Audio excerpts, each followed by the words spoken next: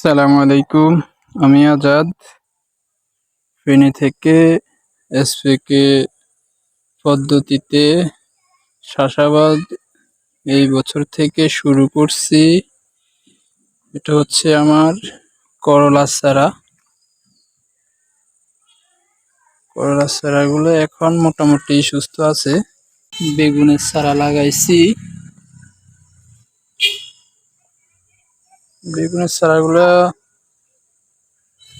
পুরোপুরি এখনো সুস্থ হয় নাই। এগুলা লাগানো হয়েছে মাত্র 2 দিন আগে। আর এদিকে আমি করলাম মূলাটা একটু বেশি করছি। টমেটো করলাম অল্প কিছু, নিজের পারিবারিক চাহিদা মেটানোর জন্য এগুলা করছি।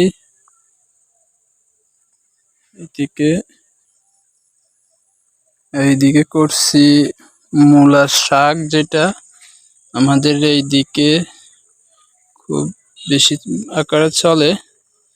আবার এখানে লাগাইছি মিষ্টি কুমড়া।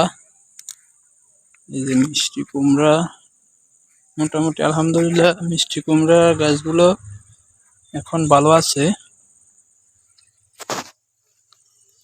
এইদিকে লাগাইছি লাউ গাছগুলা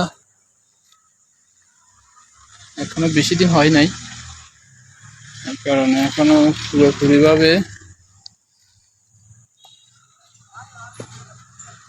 শিকড়ও গজায় নাই। আচ্ছা, এখনো আলহামদুলিল্লাহ ভালো আছে।